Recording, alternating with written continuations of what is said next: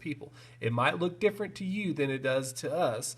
Or excuse me, it might look different to us than it does to the people that we're talking about, but it's just the way it is. We got to understand that and be respectful at all times. Now, culture is always broken down into things like culture traits. These are the categories that define what a culture is. So there are six main culture traits that we're going to talk about throughout the year, and we're going to fill those out on a different set of notes. So these are the different categories of culture.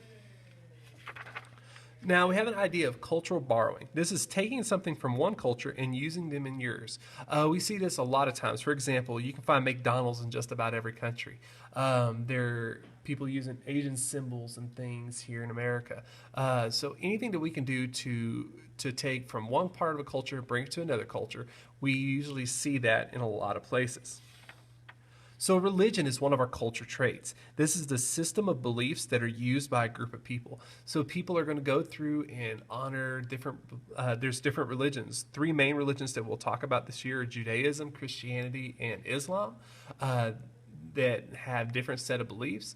They, if you look at what everybody believes, they kind of believe they build off of each other and just have differences along the way. So there's a lot of different things with religion that we have to be careful about because it's a very hot button issue. So always be respectful when you talk about religions. Another thing is economics, and this is analysis on how production, distribution, and consumption of goods affects a country. So it's how your people are spending money, making money for your country. If you're not making a lot of money, this could be very different for your culture. It could be very detrimental. Again, we're talking about government because government is a culture trait and it's how a country rules itself. We talked about before that there's lots of different ways. You can have lots of different things. For example,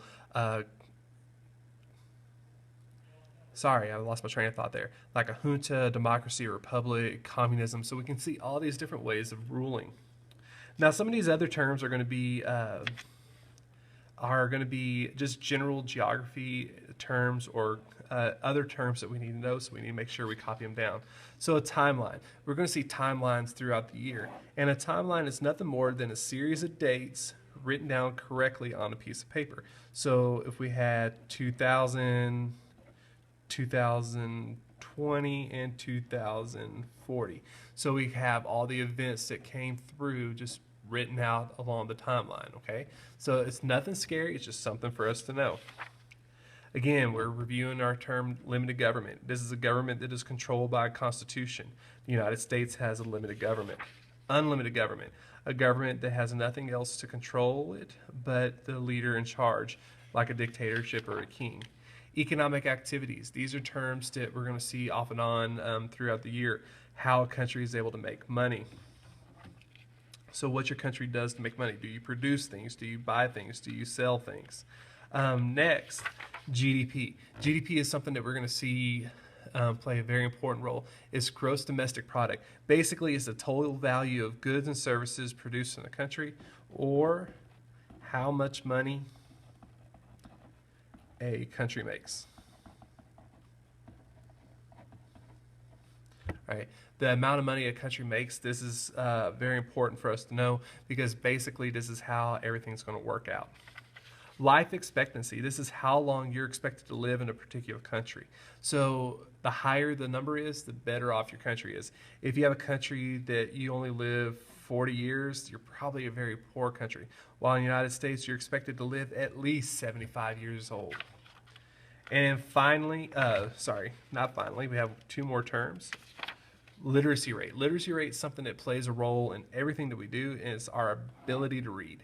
Okay, that's all you need to know for literacy rate. The higher the literacy rate, the more educated your country is, the higher evolved, better your country is as well. Finally, colonization. This is what spurs a lot of our cultural borrowing, a lot of our culture issues. And it's a country coming to another country, taking control of its resources. Like England came to the east coast of the United States. Spain came through most of Central America, South America, and Mexico.